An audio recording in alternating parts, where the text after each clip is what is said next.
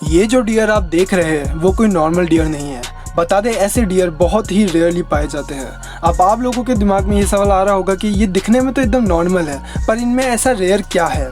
तो मैं आपको बता दूं कि ये डियर एक कुत्ते की तरह भौंकते हैं। जी हाँ, आपने सही सुना, जिसे सुनकर आप दंग रह जाने वाले हैं। तो लीजिए, सुनिए इनकी आवाज़।